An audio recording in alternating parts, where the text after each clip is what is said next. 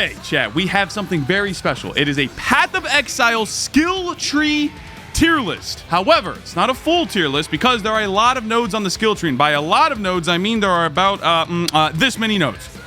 About this many nodes. So am I going to fit all of these into one tier list?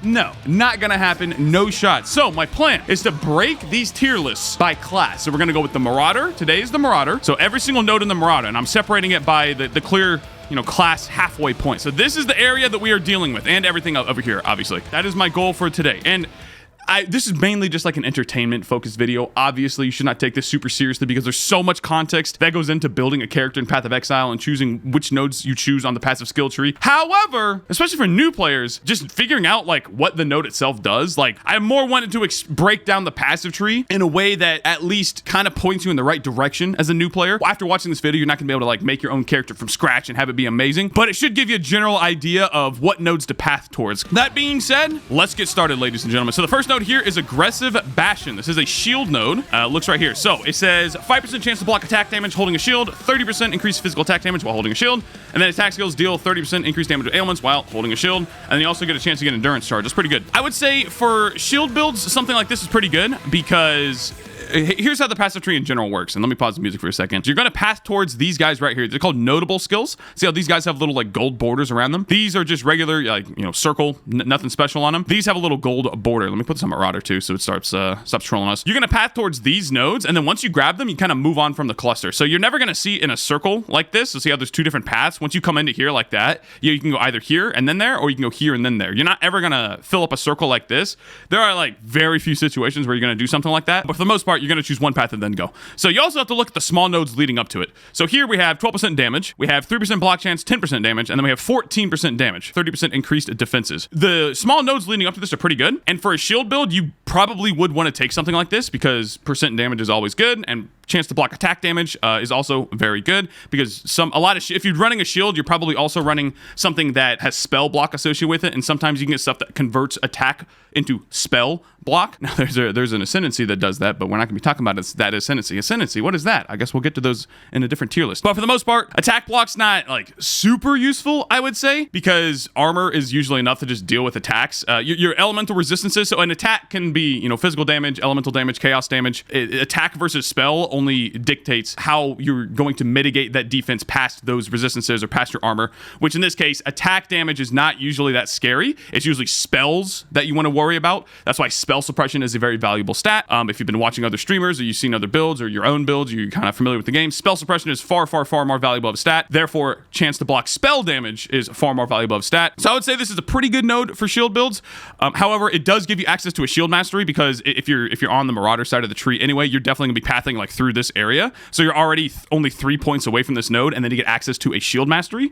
So you definitely have to make note of that because other shield nodes, like let's go over here for a second, right here. So this one has 4 nodes, see? And you have to go like way over here too. Like there's not a guarantee. Like if you're on this side of the tree, like you might stop right here at this jewel socket. So you'd have to spend 1, 2, 3, 4, 5, and then spend your shield mastery. So the fact that this one, you only need to spend 3 points essentially, because again, you're gonna be in this path anyway. That's pretty good. So I would honestly say Aggressive Bastion is starting off strong with a solid B tier. Solid B tier node. Percent damage, the nodes leading up to it are pretty good. You'd want attack speed preferably. Anyone that's doing an attack based build, so see how it says 10% increased physical attack damage while holding a shield. If you're doing an attack build, you probably want attack speed. We'll get to that, I'm sure, with all these nodes over here. The ones that say attack speed are generally a little more valuable, but you get a chance to block, you get some percent damage, bada bing, bada boom. It's not that bad. All right, so that was a pretty sloppy start. And forgive me, I'm going to be a little more long-winded with some of these right at the start until I get into the groove of things. Once I'm into the groove, I'll be able to do this concisely, I would imagine. So forgive me if that node was poorly explained.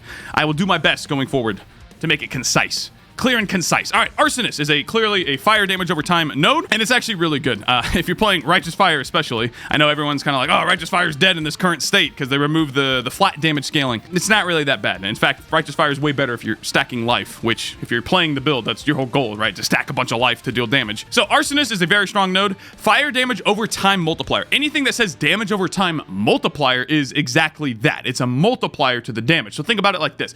If you critically strike something, you deal bonus damage, right? The bonus damage when you crit is called your critical strike multiplier. So you take whatever damage that you dealt, all of your other damage increases, literally all of them, are then scaled separately by another multiplier called critical strike multiplier. The same thing happens with damage over time.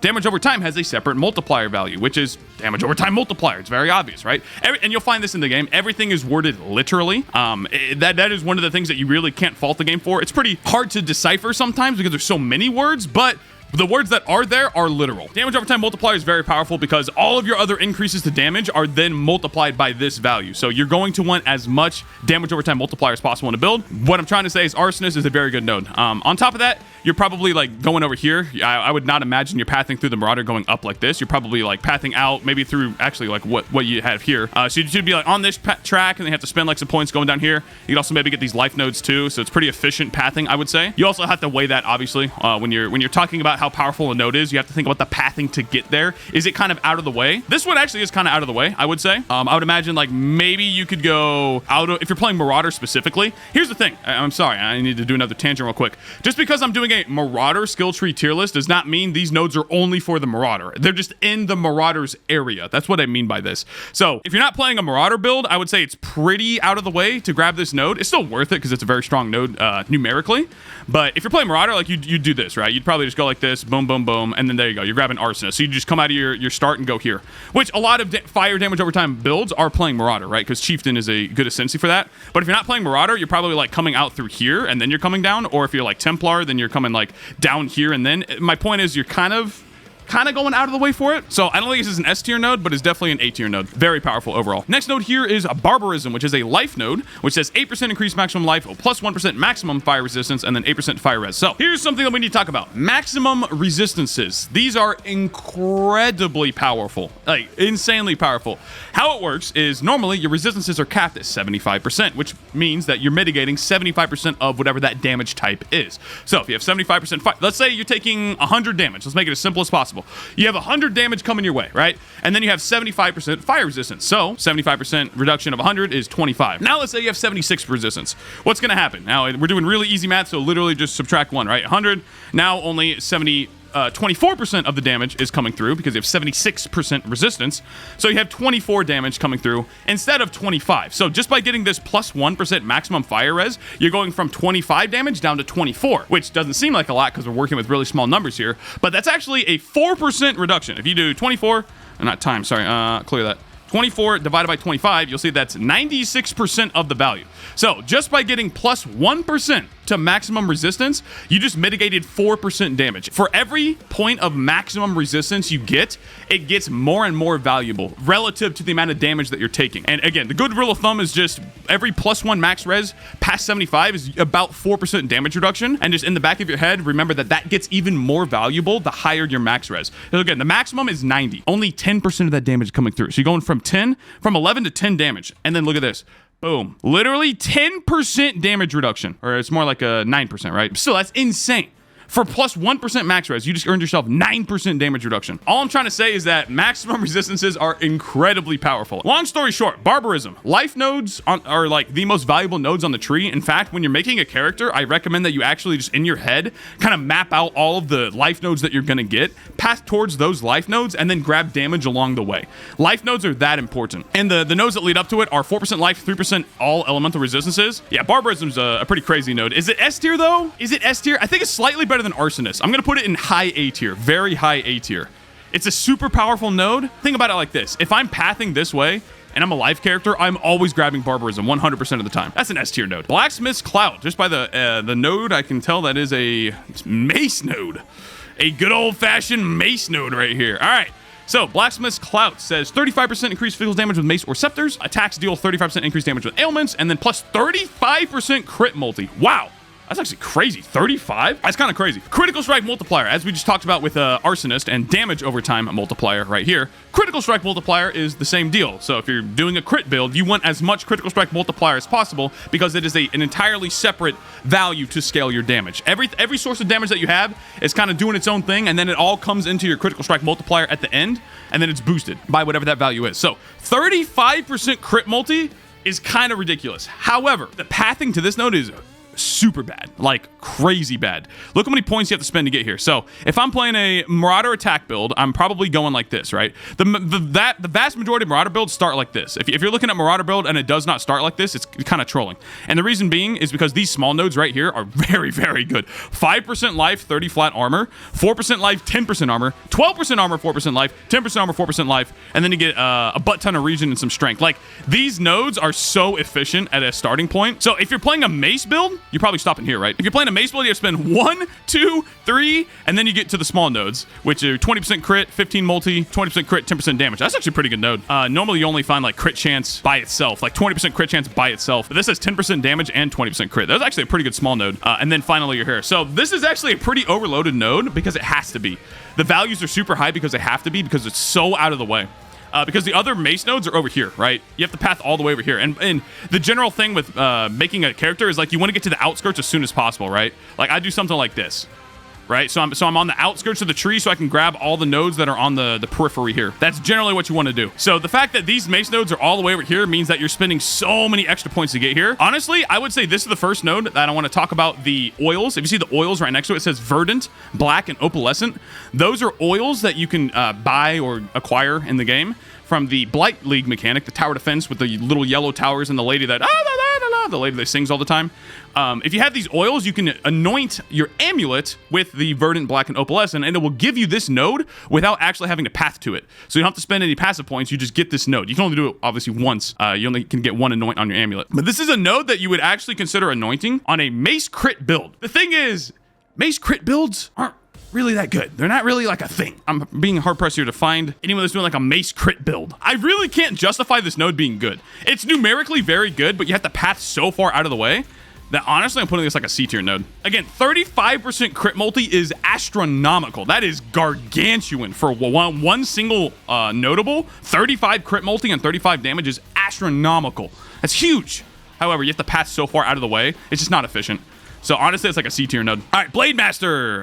This is actually the opposite of a bad node because it's not out of the way whatsoever. All right, so 20% increased damage, 8% increased attack speed, and 200 accuracy rating for Mr. Blade Master here. And the small nodes going into it are 14 damage, 10 damage, 4% attack speed, 10 damage, 4% attack speed. So attack speed is incredibly valuable. It's a separate multiplier to your damage again. And it just feels way better. So like a quality of life thing too, because if you're using an attack build, you're probably using an Elite Slam or Shield Charge as your movement skill, and attack speed affects the speed at which you're using your traversal skills. So attack speed is quality of life, and it's just straight up raw damage. Attack speed is a very valuable stat. This is one of the best sword nodes in the game, quite honestly. Accuracy rating is always useful. You always want a hit chance of 100%. In the game, if you go to your character menu, if you hit C and you go to the offense tab, it'll say chance to hit evasive monsters. You want that number at 100%. Incredibly valuable. This is absolutely like a high A tier node. I wouldn't really call it S tier. No, honestly, I would. If you're playing a sword build, you're taking Blade Master, straight up. Every time I've made a sword build, and I made quite a few, like, you're taking Blade Master 100% of the time.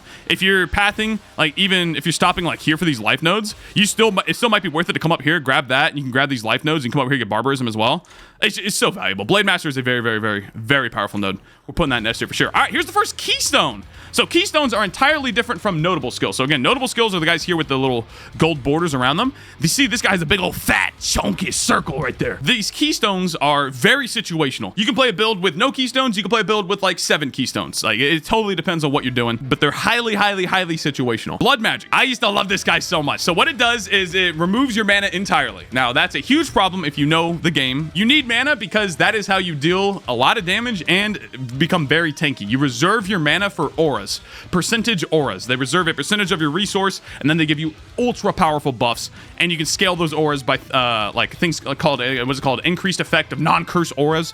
You can scale their values, and they're huge multipliers to your overall character's power. And if you're going blood magic, you can still do that. You can reserve your life. And in fact, it says right here, skills reserve life instead of mana. Normally, you have to use support gem called Arrogance for that. So you could technically grab blood magic if you wanted to on some builds. Actually, tangent real quick. The Warlock Ascendancy, this is specific to the Affliction League. But this guy right here, the first node, is basically a blood magic, but a little bit better because this is 50% increased life reservation efficiency. So I guess if you're doing a Warlock build, you can also come by here and grab blood magic because it gives you 10% more max life. You might as well.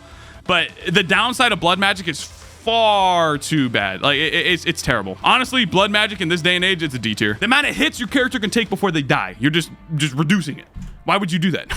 There's no reason to go Blood Magic ever. You're just giving up way too much opportunity cost. Blood Magic, unfortunately, D tier. All right, Bloodless. Bloodless is actually right here, I think. Yep, here we go. So 10% increased max life, and enemies cannot leech life from you. This is a pretty good node. Anything that has life on it is going to be pretty good. Spoiler alert. Anytime you hear me say that, if it has percentage increased maximum life, it's a good node. 10% is a pretty dang large amount, but the best thing about this node is that you can path to it with only 2 points. Because again, if you're playing a character in this side of the tree, you're probably going like this, right? So this node is incredibly powerful because look, 2 points. Oh, 2 points. And the small nodes leading up to it are all 6% maximum life. Bloodless is an S tier node for sure. Absolutely S tier node. I don't want to hear anything else. Like, if you think it's not an S tier life node, you're trolling. If you're on this side of the tree, there is like 100% chance you're taking Bloodless. Actually, there are heat maps. I could look at heat maps after this on PoE.ninja to see what all the characters are doing in this side of the tree. All right, Bonebreaker, more mace stuff, bro. I guess it's a mace kind of day. Bonebreaker's up here. It says 30% increased damage and 12% increased area of effect. And the small nodes getting up to it are 8% AoE, 8% AoE, and 14% damage. Or sorry, 14% damage and AoE 2 times, and then just 14% damage at the start here.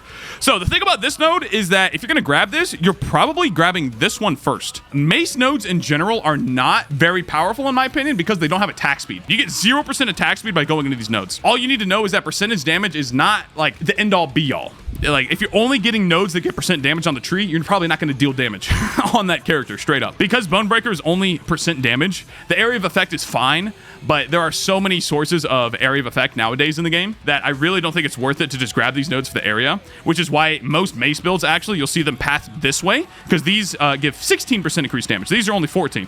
So even though these give 8% area each, these give 2% more damage, so they're more valuable. So you see people path like this, and then they grab Bonebreaker like this. So they go to the backside here because you're literally just getting 4% more overall damage by doing this instead of pathing like this. You lose that little bit of area, but you get 4% more damage, and it just turns out that that's worth it. I guarantee every mace build that you see, if they're using these nodes, they're going to path through it like that. So that being said, Bonebreaker, honestly, it's like a C tier node. Maces in general are probably the weakest melee archetype in the game right now, which is kind of sad. Unfortunately, in reality, you need attack speed for anything to work, and mace nodes just don't have attack speed. So I'll put that in the C tier. It's definitely not as good as Blacksmith's Clout. Honestly, Blacksmith's Clout, again, is a very strong node. It's just the pathing is terrible. The opposite is true here. These are pretty efficient for pathing. However, they're just so bad. Like, it's not worth it. All right, Born to Fight. Oh, this is S tier. I'm putting S tier already. Right here. 4% increased attack speed, 20 strength, 26% damage. Now, you may be thinking, oh, we've seen nodes that have higher values than that. Why is that an automatic S tier? It's an automatic S tier because it's right in your starting area.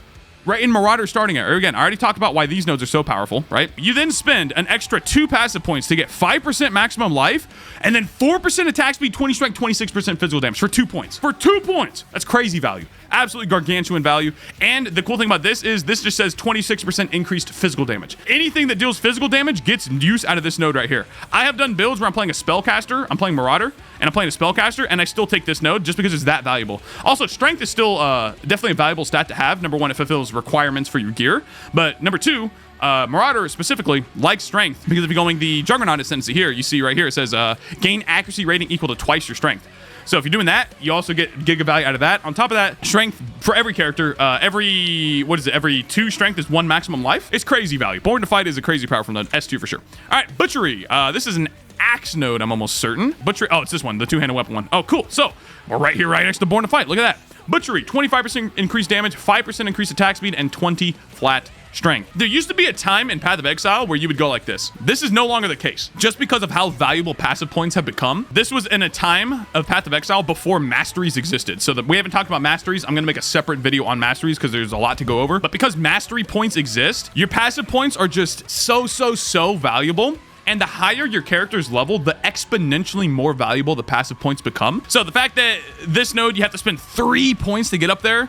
Now, the points are pretty good. 12% increased damage, 16% increased damage, and then 25 damage, 5% attack speed. Unfortunately, it's just not usually worth the points. The reason why this exists like this is because this is just generic damage, 25% physical damage with 2-handed melee weapons. It's not specifically maces. It's not specifically sword. It's not specifically axes. It's with any 2-handed weapon. Unfortunately, that doesn't really change. That Butchery is just not worth the points. Honestly, I kind of will put it in D tier. Maybe there are times where you could justify the points, but honestly, not really. But I think a low C tier is also kind of justified. Maybe there are some times, maybe we're gonna snag that. All right, Call to Arms. This is another keystone. It's actually a very good keystone. Is right down here, and it says using war cries is instant. War cries share their cooldown. This is an easy S tier node because most builds in this game, most attack builds I should say, are using a war cry. They're not using multiple. They're using a singular Warcry. So the fact that it's instant means that your character, you can literally slap the Warcry on your left click, your move button, and then just you'll use it whenever it's available. Bada bing, bada boom. And you're always pathing on this side of the tree, and then you just spend 1 point. You spend 1 point, and then you get Warcries up all the time, and they have no downtime in terms of like making your character stop and cast them. Very powerful. Easy S tier. Notable right there for sure. Let's move on. Cannibalistic Rite. What is that? 10% reduced life cost. Recover 2% life on kill if you spent life recently. And then 30% increased damage with skills that cost life. This is a pretty interesting node. There is a I guess I have to mention masteries here real quick. So there's a mastery, the life mastery right here. It says skills cost life instead of 30% mana cost. There are times where you take this mastery simply when you're like in the mid tier of your maps. I would say you're at the midpoint of your in-game progression where you haven't really solved all of your resource shenanigans just yet. So you can grab this node, and then the small nodes going up to it are 4%, or let's just say 12% damage, 12% damage, and then you get 30% increased damage for that. So for 3 points, again, you're already on the outside edge of the tree here. For 3 points, you get quite a bit of damage, but it's still not really worth it. There are very few builds that straight up spend life 100% of the time. I guess it's like Reap. If you're using life tap on your main skill, for some reason, like that would work. Other than that, it's like Reap is a skill that costs life all the time. There's not very many. Unfortunately, there's just not a lot of reason to take this node. It's pretty good numerically. I'll put it in like a... Honestly, I think it deserves a D tier. I think Cannibalistic Rite deserves a D tier. The more I talk about it, the more I realize that it's just not worth it, straight up. All right, Cauterization. Cauterization is right here. Bleeding enemies cannot inflict bleeding on you. Ignited enemies cannot ignite you. Yeah, that's terrible. That's D tier. You don't want your defensive mechanics to be situational. You want your defensive mechanics to always be there. You know what's funny? These small nodes are straight up better than the large nodes. If there was an F tier, I would put Cauterization in there. It's so bad. All right, Cleaving. 30% increased damage, 15% chance to intimidate enemies for 4 seconds on hit. Now, this node used to be very powerful. Every single axe build would run this node 100%. Unfortunately, it's not as powerful nowadays because there are other sources of Intimidate. So you can think of Intimidate as 10% more damage. However, the small nodes are pretty good. 14% damage, 18% damage, 18% damage, 18% damage. So unfortunately, I'm gonna have to put Cleaving in like C tier. I think that's fair. It's definitely better than the mace nodes. All right, Concussive Force. Hit stun enemies as though dealing 50% more melee fire damage. Ignites from stunning melee hits, deal 20% more damage. This is a D tier. If there was an F tier, I'd put it down there for sure. Like again, I don't want to put anything in F tier because there is like a small sliver of a chance that you're gonna be using this node for your specific build, but my gosh, conditional things are not that good, and this is very conditional, right? You have to stun the enemy, and you have to be dealing fire damage on top of that. Like, where's the synergy? Nah, that's just not worth it. That's a D tier node for sure. All right, let's go up here. Deep Breaths, 30% increased Warcry cooldown recovery rate. It's a lot of words. 20% increased total power counted by Warcries, and Warcry skills have 30% increased area of effects. Now, if you're running a Warcry build, and by a Warcry build, I mean a build with more than one Warcry, because every attack build in the game is probably running a Warcry, which again, that's where the notable down here, or the keystone, sorry, Call to Arms comes into place. But if you're running Deep Breaths, you're running more than one Warcry, and Deep Breaths is actually super powerful because it gives you Warcry cooldown recovery rate. So it means your Warcries are going to be up more often. Warcry CDR. And Warcries are pretty powerful. So I think Deep Breaths is probably like honestly, it's like a B tier node. Same thing with the shield, the first node that we did. If you're running a Warcry build, like you're taking Deep Breaths 100%. All right, Diamond Skin. My boy, Diamond Skin. 15% all elemental resistances. Now, in a vacuum, in a complete vacuum, 15% all res for one passive point is like justifiable, but you have to spend 2 points to get there. You're right here. If you're playing Marauder, you're right here. So you spend 1, 2. You get 20% all res for 2 nodes, essentially. And that's just not efficient. 10% all res per passive point, 20 for 2. It's just not worth it. You can get your all res on your gear. If you're capping your resistances off of your passive tree, you're doing something wrong. If you're grabbing like these massive nodes here, it's just because you haven't got the gear necessary to fulfill your stat requirements. Your passive points are way more valuable than that. So Diamond Skin, honestly, that's a D tier. I don't think anyone in their right mind will take Diamond Skin on the passive tree, especially for 2 points. Disemboweling. That looks like a Impale node. Oh, that's a crit node. That's the melee crit node, dude. Let's go. 50% increased melee critical strike chance, 25% melee critical strike multiplier. This is not giving you a 50% chance to critically strike. That would be absolutely gargantuan. So how crits work in Path of Exile is you have a base value. All attacks, all spells, all weapons have a base value. Without any further scaling to that base value, it's about 5 to 6%. Let's say you have 10% 50% base crit. Then you grab this node, so it's increasing 10 by 50%. So now you have 15% chance to critically strike something. This is very, very good. If you're doing a melee crit build, you are 100% grabbing disemboweling. You're gonna go out of your way to path here, because it's not like you're wasting points. You're grabbing barbarism along the way. You're grabbing a jewel socket. You're grabbing juggernaut. You're grabbing bloodless if you're coming from down here. If you're coming from up here, you're grabbing probably this cluster jewel, and you're grabbing like devotion on the way down. Like, you're absolutely grabbing disemboweling. Disemboweling's crazy good. That's an S tier node for sure. All right, Eagle Eye. Accuracy crit chance. Yep. 150 flat accuracy, 20% accuracy, and then 20% crit chance. The critical strike chance, you will come across a lot of sources of it, so it's not that valuable of a stat. With crit builds, the crit multiplier is typically a far more valuable stat. So the fact that these nodes are crit centric and they have no crit multi, it's not very good. Honestly, I'll put it in like a C tier. All right, escalation. Let's see here. Escalation, 60% increased damage with, you know, attack builds, melee builds. At best, it's a situational node. You have to be under the effect of a war cry. Now, again, if you're running a war cry build, you are almost certainly under the effects of it at all times, because you're either running call to arms or you're, again, running deep breaths over here for the cooldown recovery rate. So point is, your war cries are always up. You probably have this at the maximum value all the time. It's just kind of weird that it's conditional. You have to be under it for 6 seconds, you know? And then the small nodes are duration, buff effect, duration. All right, duration is garbage. I'll probably put it right here above the mace nodes, but under those things. Like, you're absolutely not pathing towards this node like this. Like, there's no chance. So if you're in here and you're grabbing this node, you might as well spend 3 extra points, get 30% CDR, and then 60% increased damage. You might as well. All right, fending. Fending says... Fending says 15% chance to knock back enemies on hit, 25% increased knockback distance. All right, we might need an F tier. We straight up might need an F tier here, boy. What is this? What is it node? I don't care what build you're playing. I'm sorry. I do not care what build you are playing. You are not grabbing this node. Like, the only situation, literally the only thing I can think of is a bleed build. And you want to knock back the boss. I'm going to stop talking about that. That node is garbage. I need an F tier. That node would be an F tier 100%. All right, Goliath. This is, I'm going to stop pretending like I know what the node is. Oh, ew. Speaking of stuns, 50% chance to double stun duration. There's no reason to build a character around stuns. I'm trying in my head to be as fair as possible. This node is not worth it either. Again, same situation. You're at Soul of Steel, right? Like, best case scenario, you're at Soul of Steel. You have to spend 1, 2, 3, 4 points to get 50% chance to double stun duration. Like, cool. Goliath, D tier as well. Get out of here. Fending into Goliath, garbage tier. Harpooner, that is absolutely an impale node. It's right over here. Harpooner, 20% chance to impale enemies on hit with two-handed weapons, 30% increased effect of impales that you inflict on non-impaled enemies, and then 50% increased impale duration. So, unfortunately, this node itself is not super valuable, but the really only important stat that you see here is the 20% chance to impale enemies. The 30% increased effect on non-impaled enemies is like something, I guess. Honestly, the most important thing with impale builds is getting to 100% impale chance. So, 10% chance right here, and then 10% increased effective impale. These nodes are really good, and then you get here, you get 20% chance. So if you're playing a two-handed build and you need to cap your impale, again, because this node is right here on the outskirts of the tree, it's very efficient. So this is actually pretty good. For an impale two-handed build node, I'd put this at a solid B tier. Honestly, probably like the highest B tier node. It's not quite like Arsonist tier, so I would say it's a solid B tier. All right, anyway, Harvester of Foes. 30% increased damage and 12% increased impale effect. This is a very strong node. Unfortunately, it's in a really bad spot. Like, it's in a really bad spot. Then the two nodes leading up to it are 14% damage and then 14% damage with 10% increased chance to impale enemies. So this node's never been in a great place. Harvester of Foes is pretty good. It's just pretty far out of the way.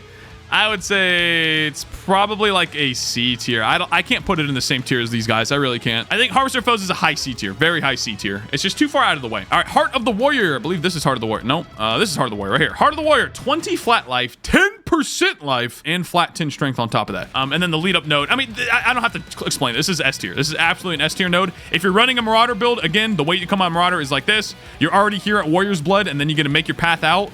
You're taking this, like, it's, what are you talking about? Are you kidding me? For 2 points, you get 15% life, 25 flat life, and 5% damage for 2 points. And then, of course, you're going here and take Born to Fight. Like, you're absolutely taking Heart of the Warrior on every single Marauder build. Hands down, no questions whatsoever. Heart of the Warrior, GG. Party.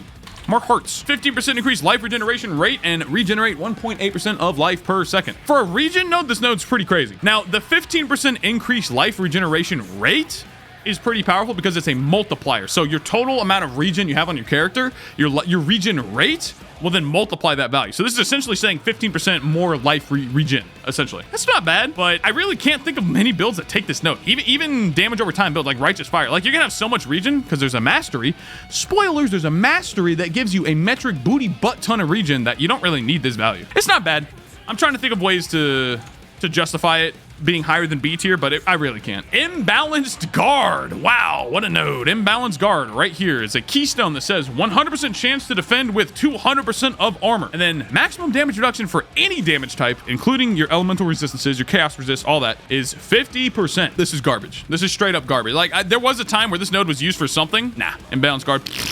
That's what I think about that. All right, Inexorable. It's one of my favorite nodes. 25% chance to gain an endurance charge when you are hit. 50% increased armor while stationary. Now, here's something cool for you. There's a skill called Bone Shatter, and there's a support gem called Trauma Support. What these things say is whenever you hit an enemy, you deal damage to yourself. You are hit. So 25% chance to gain an endurance charge when you are hit. That works with Bone Shatter and anything with trauma. Endurance charges are super good, like very, very, very good. 4% additional PDR. It's called PDR, physical damage reduction, and then 4% all elemental resistances. That is what endurance charges give you. They're super good, dude. So that's what it gives you essentially. Again, if you're running a Bone Shatter build or a trauma build, like this is 100% uptime. You always at max endurance charges. It's crazy. But without that, 50% increased armor while stationary. Now, what are you doing when you are playing an attack build and you are in the process of attacking something? What is your character doing? Perhaps standing still? You're still standing still. And when you're going to take damage? Probably when you're attacking something. If you get hit by something, it's almost certainly because you're standing still, even if for like a split second. Dude, this node is super powerful. Like, Inexorable is quite honestly like one of the most powerful nodes that they've added in a very long time. Inexorable is honestly S tier. Endurance charge generation, which is pretty easy to get. Again, like any build can technically use it because you're getting hit by enemies all the time, right? So the small nodes are 14% armor, 10% armor, 150 flat armor, and then you get to Inexorable, and then up here is also 20% armor. Even without life, this is still one of the most powerful defensive nodes in the game. It is so powerful mainly because of the endurance charge generation. Let's be real. All right, Inexorable is S tier. It has to be. It has to be. It's so good. All right, Invigorating Blaze. The fact that I don't know what this is means that it's probably the new node down here, and it's trash. Let's see. Oh, look at that. It's the new, this. Okay, the use case for this one, you have to be playing an attack build that is also dealing fire damage over time. It's something, I guess. So capping your ignite chance is actually kind of hard. So the small nodes being chance 15%, that's pretty good. And then if you already have capped ignite, you can come down here and get the extra dot multi. Again, dot multi, that's damage over time multiplier. Dot multi is pretty useful. Very, very useful. Not pretty useful, very useful. Because again, it's like critical strike multiplier, right? If you're playing a crit build, you want your crit multiplier to be as high as possible. Same thing with dots. If you're playing a dot build, you want dot multiplier to be as high as possible. So it's pretty good. Honestly, if you're doing an attack-based ignite build, you're probably grabbing Invigorating Blaze. I don't think it's worth A tier. I'm gonna put it in B tier. All right, Juggernaut, my boy, Juggernaut. If you are playing Juggernaut, which is the Ascendancy class right here, it's called the Juggernaut. You're also gonna take the node called Juggernaut. 8% increased life, 24% increased armor, and it's on the outskirts of the tree. And you only have to spend 2 points to get there. This is so much value. And the small node is, again, percent life, percent armor. It's just a weaker version of this node. Percent armor, percent life, 2 points to get there. Easiest S tier in my life. Juggernaut's a crazy powerful node. Very good. Kinetic Impacts. That is a two-handed something. 25% increased damage. 10% chance of double stun duration. That's basically irrelevant. 5% chance to deal double damage. Now, double damage is 100% more damage, right? So 5% chance to deal double damage essentially is 5% more damage. You can think about it like that. The small nodes leading up to are 10% damage, 14% damage, 14% damage. Again, the stun stuff, I don't really consider that a factor. Now, again, Bone Shatter does get increased area with more stun duration, but you don't need that area whatsoever. So I don't ever consider stun duration like in terms of like how much value is this passive node giving you. However, you have to spend 4 points to get there, and you get a whopping 0% attack speed in those 4 points. It's the attack speed that you want. I don't like taking this node, and the reason being is because no attack speed, and you have to spend 4 points to get here. Now, you do get access to the two-handed mastery, which there are a lot of good two-handed masteries. Dude, I have to put it in B tier. High B tier. I'm gonna put high B tier. Like, yes, you can spend the points to get here. Again, you are coming out of Marauder like this, so there's no travel points associated. You're already right next to this. It's just not worth it. The points are just way more valuable. I know a lot of people like this node. There's some certain Bone Shatter builds out there that use this. I don't value that node very high whatsoever because no attack speed. Like, it's that simple. No attack speed. All right, Lava Lash. Lava Lash is down here and is fire damage with weapons and damage pin. Remember how we talked about how maximum resistances are very powerful for the player? Well, it's also the same thing for enemies, obviously. So if you're penetrating resistances, you can lower them to 0%, and then you can go into the negatives. So if they have 0% resistances, they're not mitigating any damage, right? Whatever your damage is, that's the damage they take. But then if they're in the negative resistances, you're dealing more damage to them than you otherwise would be. And if you're playing an elemental build, you are almost certainly reducing the resistances enough to be putting them in the negative, so they're taking more damage. So 30% increased damage, 8% pin, and then the small nodes are 12, 16, 16. And you get access to the mastery. So yeah, it's a very good node. Lava Lash is a very good node. If you're playing a fire attack-based build, you're definitely taking Lava Lash 100%. Not quite S tier. I really don't think so. I'm gonna put in A tier. I'm gonna put in A tier. All right, moving on. Lust for Carnage. This is this node right here. This is a relatively new node, I think. 12% attack speed, 1.2% of damage, leeches life, or physical damage. That's actually a good clarification. And then 60% increased total recovery per second from life leech. All right, here's another like 5-minute explanation here. Not really. I'll try and make it as fast as possible. So all I'm trying to say is with this node, total recovery per second from life leech is not the same thing as down here, which says 10% increase maximum total life recovery per second from leech. Those are two separate things, and it's very important. A lot of boring math later. You are not increasing the maximum amount of leech. You're just increasing the ability to get to that maximum. Does that make sense? You're making it easier to reach that 20% maximum. You're not increasing the 20% maximum. You're making it easier to get there. This node, long story short, is not very good. So unfortunately, if you're not getting maximum recovery of leech, it's really not worth it. For 4 points, it's just not worth it. Lust for Carnage, I say it's a solid like C tier node. It's not as good as the axe nodes right here, but it's definitely better than the base nodes for sure. I say it's a C tier node. It's pretty far out of the way, and it's not super impactful. Magmatic Strikes. Oh baby, this node, man. Magmatic Strikes is right here. Every 10 seconds, you gain 30% of your physical damage as extra fire damage for 4 seconds. Now, by itself, that's pretty good. As like no conditional aspect, let's say that every 10 seconds is not there. If you are gaining 30% of your fizz damage as extra fire, that is gargantuan. Now, I kind of already explained this, but not really. If you're dealing fire damage, you're not like a lot of, especially for an attack build, you're pretty much going to be converting your physical damage into fire damage, and that's how you're doing your fire damage. You're converting the fizz. That's the important part. So you're dealing physical damage, or you're scaling physical damage, and then you're converting it into fire. If I have like 500% increased physical damage, but I'm converting 100% into fire damage, I'm still scaling that fire damage because all of the scaling factors of the pre-conversion go into effect, then the damage is converted. You are still being able to scale physical damage stuff and then getting fire damage off of that. Getting 30% of your physical damage is absolutely gargantuan. That's essential, like 30% more damage. But it's every 10 seconds, and it's only for 4 seconds. So essentially, there is a 6-second downtime on this node. It doesn't feel good on a build to take a cycling buff. Something that is only up some of the time and you have no control over it. It's just either it's up or it's not. It just doesn't feel good. So Magmatic Strikes is actually a very powerful node. It's just not as good as it was. I'm putting it in low B tier. It's definitely not better than like kinetic impacts or anything. Honestly, I kind of put it C tier. I changed my mind. All right, Martial Experience. 30% increased damage, 100% total recovery per leech. Ah, there it is again. Ah, gotcha. Total recovery, not maximum. Total. And Overwhelm the physical damage reduction. All right, here's the interesting part. That's kind of like penetration, the last line, but for physical damage builds. However,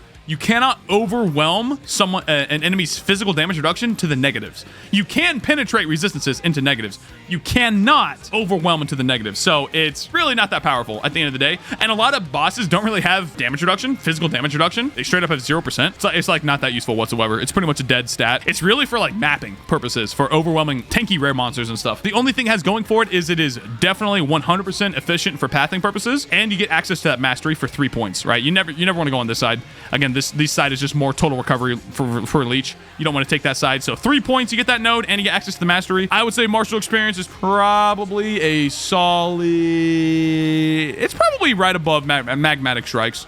C tier is fair. Natural Authority. Is that a Warcry node? That is a Warcry node. Enemies taunted take 8% increased damage, and you get buff effect. That's pretty good. The small nodes, we already talked about the small nodes. Buff effect, buff effect, buff effect, and then 8% increased damage. Again, enemies taking increased damage is a separate multiplier to your overall damage. You want as many separate multipliers as possible. Essentially, think about this as 8% more damage is what I'm trying to say. However, Warcry builds are like not amazing right now. You know, it's alright.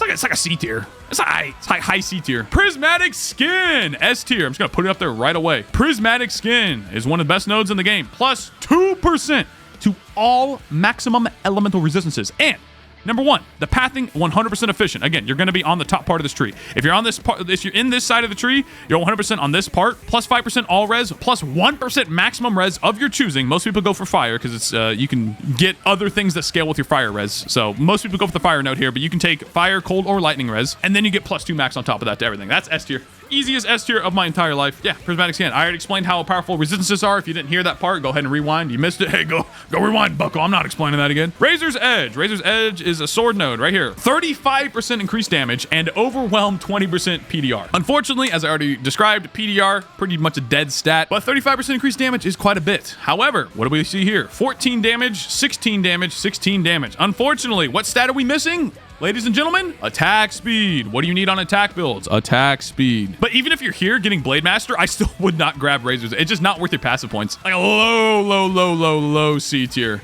Nah, I put it in D tier, man. I'm putting it in D tier. I'm putting it at the highest D tier node. No, I can't put Razor's Edge with blood magic and cannibalistic right. Imbalanced guard. No way. Resolute Technique. Resolute Technique is, I'm going to just put it in A tier and I'll describe it why. So your hits cannot be evaded, but you can never deal critical strikes. Now, if you're not playing a crit build, this is not a downside. Obviously, you're not scaling crits. Who cares? Now, your hits can't be evaded. What this says is you do not need accuracy. How accuracy works is it rolls against a monster's chance to evade. This keystone is really only useful for like builds that are not on this side of the tree. Like they might path towards Resolute Technique. Like if you're Templar Elemental build, maybe grab Resolute Technique on the way down here. Capping accuracy is not that hard whatsoever. It's really not. But honestly, I need to put it in B tier. The more I talk about it, I need to put it in B tier. It's probably high B tier. How about that? All right, Robust. Life regen. Regenerate 10 flat life per second. Woo! This wheel, I could never take this now. Like straight, let me just tell you right now. I don't even know what the heck even is this? Spiked Bulwark. Don't even take this node. That thing's going in D tier immediately when we see that. I'm not even gonna explain it to you. Garbage node. Don't take that node. Remember Diamond Skin. We put Diamond Skin in D tier because it's only useful if you need to like quickly cap your resistances. If you need to quickly fix something. That's the only time you can really justify using something like Diamond Skin. Same thing here. Like 1.2 life per second, I guess, is like okay. But you have to spend 3 points. It's not worth it. It's not worth your passive points whatsoever. This is D tier. Going into D tier. Moving on. Savage Wounds. Bleeding is pretty interesting because it's kind of like Ignite. Ignite and Bleeding can only have 1 stack on an enemy without any further investment. We get 1 stack. So the name of the game is to hit the enemy as hard as humanly possible so that your Bleed or your Ignite is dealing as much damage as it can, because the damage of the hit is what dictates the damage of the Bleed. That being said, dealing damage faster is a pretty valuable stat. It doesn't increase the overall damage of the Bleed. It simply just deals that same damage but at a faster pace. So for a tanky enemy like a boss, it doesn't really matter that much, but for rare enemies and stuff like that, they'll just fall over 15% faster, which is good for like general map clearing and whatnot. I think that's how it works. I'm not a huge damage over time guy. I've done some builds in the past, but I'm pretty sure that dealing damage faster is not the end all be all of a damage over time build. Like it's cool to have, but it's not amazing. I don't think this node's very powerful, honestly. Even if you're playing a bleed build, like are you coming all the way up here for this? I don't think Savage Wound is very good. I'm gonna put it down in C tier. Some bleed Annie, correct me if I'm wrong. I don't know, dude. I'll put it like high C tier. How about that? Probably under Magmatic Strikes. There you go. Savage Wound, C tier. All right, Settling Ash, boys. We're getting towards the end. I know it's taken a while. How long has this video been right now? Settling Ash is nearby enemies are covered in ash if you haven't moved in the past 2 seconds. If you have not moved. Now, covered in ash is a very powerful. Any fire damage build in the game is going to try and get covered in ash because it is very good. Covered in ash is essentially 20% more damage to the enemy. That's crazy. However, have you ever seen someone in this game stand still for 2 seconds? No, you don't stand still in Path of Exile, dude. Yeah, that's garbage. That's a D tier garbage. Again, covered in ash is an incredibly powerful mechanic. It's just standing still for 2 whole seconds. Are you sure? I mean, wait, hold on. Because if you're like attacking something, you're standing still, right? I talked about this earlier with actually Inexorable right here, the node right next to it. 50% increased armor while stationary. That's pretty good because when you're attacking something, you're stationary. So you're gonna have the increased armor. So when you get hit, blah, blah, blah, it's actually in effect all the time. I can't justify standing still for 2 whole seconds though. Like if you mistime this by 0.1 second, 0.01 second, you're not covering them in ash, and then you're missing on all that damage. And it's so hard to tell. Like it's not like there's a huge visual indicator when something gets covered in ash, right? Like it's so hard to tell if you actually proc it. I would say this is just, yeah, it's D tier. It's definitely deserving of D tier, 100%. Skull Cracking. Is that the other node up here? It is. So the mace nodes, again, have no attack speed here. So it's 14 damage, 16, 16, and then 36%. Because there's no attack speed, it's just not worth it. It's definitely better than the other node. I'll put it probably on par with like cleaving and harvester foes. I'll put it right here. All right, slaughter. Slaughter. This is probably the best axe node in the game. So slaughter itself gives you 25% damage, 8% attack speed, and +5 max rage. So rage is a stat that says you get 1% increased damage per rage point. So it's automatically 5% damage and +5 max rage. 1% attack speed per 2 rage, and then 1% movement speed per 5 rage. So maximum rage is a very, very, very valuable stat. You get maximum rage, you get a lot of damage, you get attack speed, and you get rage generation from the master. It's huge. Slaughter is definitely an A tier node. Definitely better than Lava Lash and Arsonist. Actually, what's stopping this from getting S tier? What's stopping this from getting S tier? Axes are like the way to go, by the way. If you see someone doing a two-handed melee build or just really a melee attack build, they're using axes for the most, like Bone Shatter. Anyone's running Bone Shatter is doing an axe build because axes have the highest base attack speed of the melee weapons. That's an S tier node. I have to put Slaughter in S tier. It's so good. All right, Soul of Steel. Hey, speaking of S nodes, Soul of Steel is probably like number one. I haven't even been ranking these. Like, don't take. Sorry, I need to clarify this. Don't take the placement of these nodes too seriously here. Just whatever tier they're in, that's how good they are. But Soul of Steel is like one of the best nodes in the game, 100%. Soul of Steel is crazy. It says 150 flat armor, 30% armor, and +1 to all maximum elemental resistance. All right, we've already talked about resistances, why it's so powerful. Maximum resistances, very powerful. And then the small nodes, you get 5 all res 10 armor, 5 all res 10 armor, and then you're at Soul of Steel. Boom. Boom. And it looks like it's out of the way, but remember, the square. Look, you're doing the square. Look, I'm a melee build. Haha. Look, I'm a melee build in the Duelist Marauder area. Look, I made a square. Look, Mom. Bloodless is an S tier node because it gives you 6% life, 10% life, so 16 for 2 points. But guess what? You spend 2 more points, you still get 12% life. Oh, that's worth 2 points straight up. You're already there. Boom. 1 extra point. You're Soul of Steel. GG. You get an incredible amount of value. Yeah, Soul of Steel S tier. I don't need to explain anything. Spiked Bulwark. You guys remember when I said Spiked Bulwark? 28% armor, reflects 50 damage to me. Not even gonna explain that node. Don't even think about. Even if you're leveling, do not ever go to Spiked Bulwark. If you take Spiked Bulwark, I'll find out. I will find you. That's all I'm saying. Terrible node. I need to make an F tier just for that node. Okay, Spine Cruncher says 30% damage. Hey, remember when I said that literally every single mace node does not have attack speed with it? Here's another one. 30% damage and then stun. Bunch of stun. It's literally just damage. The only thing that this node has going for it is it's right next to Bloodless.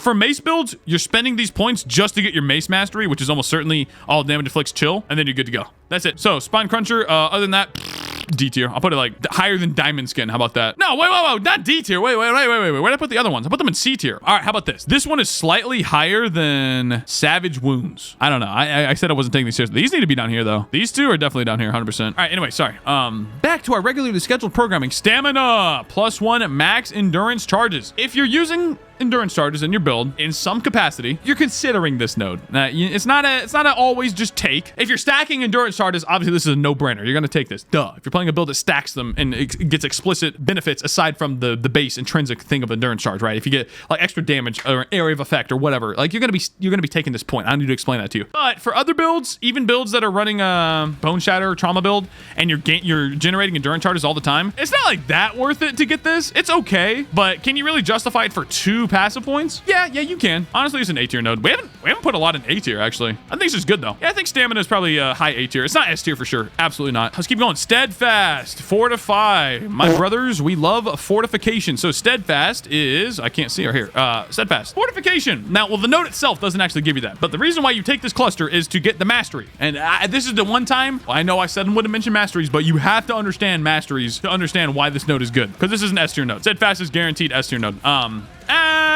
A tier. High A tier. Like the highest A tier. Nothing is beating Steadfast. A tier. Now, the reason I say that is because there are actually a lot of sources of generating fortification in this game nowadays. The mastery right here says melee hits fortify, -3 to maximum fortification. This node says +3 to maximum fortification. So if you're taking this cluster, you're taking it to generate fortify on your character, which fortify is a very powerful mechanic. It says you take 20 or 1% less damage taken from hits per fortification, and the maximum is 20. So essentially, if you're fortified, you take 20% less damage. specifically from hits. So like things like poison, ignites, and stuff like that, you'll take full damage from that. But from hits, 20% less damage if you're fortified, which is huge. I think it's fair to put steadfast in A tier. Very high A tier though, because fortify is a extremely powerful mechanic. All right, strong arm. Strong arm is a one-hand node right here. This is same situation. So these nodes right here and these nodes right here, these are for leveling purposes. I would never spend my points in there as an end game character, like level 70 plus. Like once you complete the campaign, if you have these nodes spec'd, unspec them. Anything here, anything there. Strong arm is pretty dang good though. Strong arm goes with butchery. Simple as that. It's essentially this node, so the damage, attack speed, strength, just for one-handed weapons instead of two-handed weapons. Tribal Fury. Strike node right here. Melee strike skills deal splash damage to surrounding targets. This node itself is pretty garbage. You're taking this cluster because you're taking this mastery, but there are a lot of other sources of strike skills target additional nearby enemy. There's the Ancestral Call support gem. Most people don't use that nowadays, though. They just use an Eldritch Implicit on their gloves. Eldritch Implicits are very easy to come by. Just the glove implicit by itself is enough. So I would not spend 5 passive points to get that. Not worth it whatsoever. So how about Tribal Fury? Honestly, like C tier. It's fine. Not worth it in my opinion. All right, Unfaltering. What is this? Is that the other? Oh, geez. Oh, geez. Uh-oh. Oh. Remember when I said if it says stun? Remember when I said if it says stun, you just, get it out of there? Yeah. Yeah, I'm not even going to talk about these nodes. There are so many sources of stun immunity in this game. Here's one. Unwavering Stance, which we'll talk about literally the next one. All right, here you go. D tier. Here you go. D tier for Unfaltering. Unwavering Stance, on the other hand, is like S tier. Or A tier, sorry, A tier. It's not S tier. Unwavering Stance. So this node just says that you are less likely to be stunned. And when you do get stunned, you recover a little bit of life. Like, dude, it's so bad. It's counterproductive. It's making you harder to stun and then giving you a benefit when you get stunned. Like just get stun immunity, bro. Unwavering Stance says, cannot evade enemy attacks, but you cannot be stunned. So this node has kind of fallen off in popularity. People still take it for sure. More or less, if you have about like 3,000 maximum life on your character, you're not going to be getting stunned very often. And if you do get stunned, it's like for like 0.5 seconds. And it's so rare that most builds that have above like 3k life don't really need stun immunity, in my opinion. I know it's kind of a hot take. Hey, hot take. Watch out. But if you are running Unwavering Stance, it says cannot evade enemy attacks. You're also going to be going down here and you're grabbing Iron Reflexes, which says converts all evasion rating into armor. So you're not evading attacks because you're converting all your evasion away anyway. You get a benefit, right? There's essentially no downside to Unwavering Stance if you grab Unwavering plus Iron Reflexes, which is what most people are going to be doing. That put in A tier. I'm trolling. B tier. Yeah, this is like Resolute Technique tier for sure. I think stun immunity is slightly less powerful than accuracy capping for free. Nah, it's probably more powerful. It's hard to say. These are definitely B tier though. Utmost Might is a strength node. The big old strength right here. There is literally no reason to ever take this node unless you are strength stacking. And if you're playing a strength stacking build, this is an S tier node. Otherwise, you're literally not taking that node. So I'm putting it in D tier. It's not a D tier node in terms of power. This is all strength, by the way. It's just strength. Strength.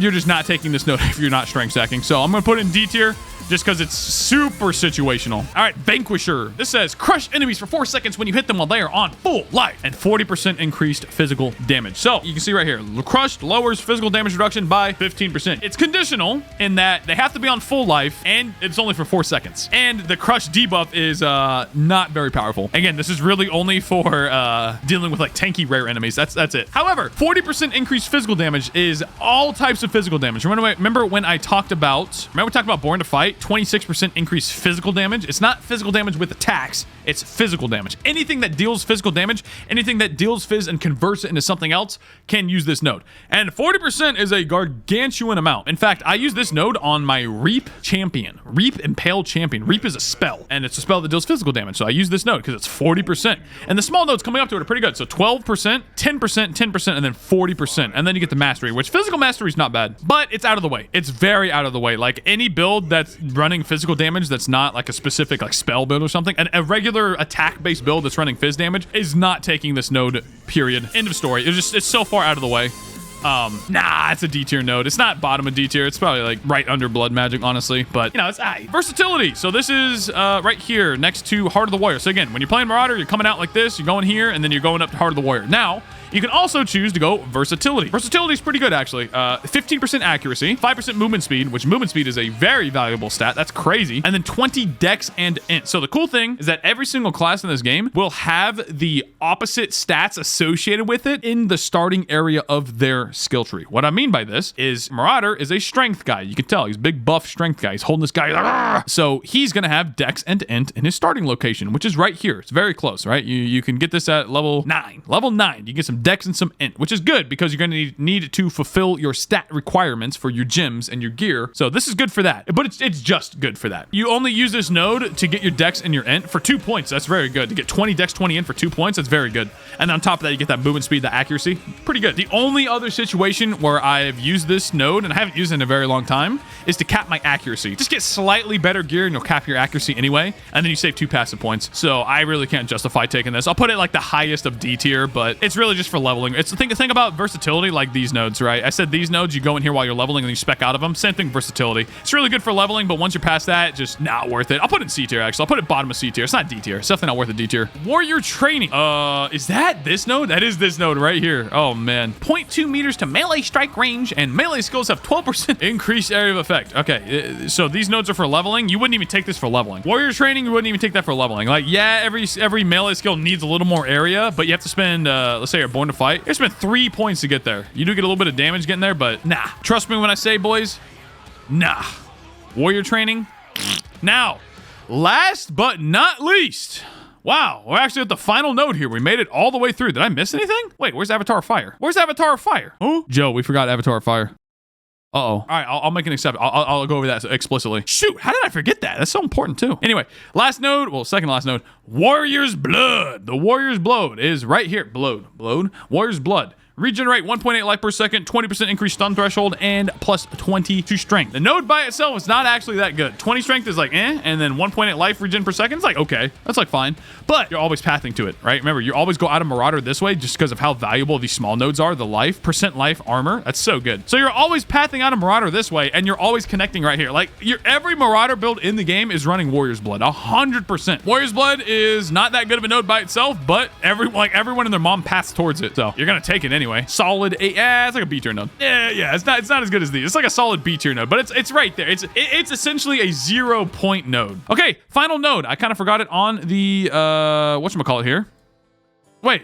We forgot Eternal Youth, too. Wait, am I trolling? Also, I forgot Ancestral Knowledge. What am I doing? And we forgot the Dex node. Wait, did I kick that? Yeah, I talked about that one. All right, I forgot 2 nodes here, boys. Or 3, technically, I guess. So these stat nodes right here, I already talked about them in depth. So I guess if you're looking at the tier list online, you're not going to get the context for this. But if you're watching the video of the tier list, hi, how you doing, by the way? Hi. You'll get all the context here. So these nodes right here are just for leveling purposes. Again, if you need to fulfill your stat requirements. If you already pathed down to here, you might as well just grab that node to fix your gear, and then you always want to try and fix stat requirements on your gear because your passive points are that valuable. But if you had to do something, it's definitely these 2 big nodes right here, the dex int nodes.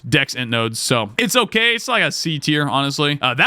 This one specifically is probably like a D tier because it's so out of the way. And then this dex node is probably like a C tier. Honestly, you might need that extra dex if you're doing like a fast attacking sword Marauder build. And then finally, Eternal Youth. This is a troll node. Yeah, I would not take Eternal Youth on any build unless you like really know what you're doing. Don't take this node. It's like a D tier node. You essentially just recover your life way slower, but you can also energy shield recharge happens after I think 2 seconds of not taking damage, I believe. But essentially, it's like you don't take damage for a little bit, and then your life will go.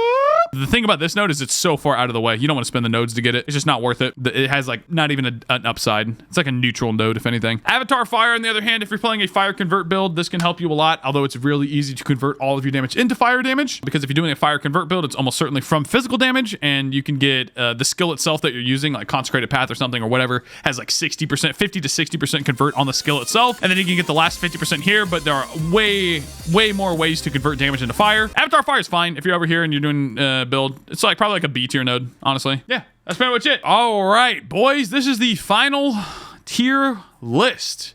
I will leave a link in the description below if you would like to see it and you'd like to mess around with this list yourself. I'll leave a link to the untiered list. So this is the blank list, and then you can do it yourself. I'll leave a link in the description below. Hopefully the information I provided here was informational. It was definitely not concise. I tried to be concise, but there's just so much to talk about, especially if I'm assuming that you as a player are, on the newer side. All the guys that are watching this for entertainment value, I know you guys know what you're doing.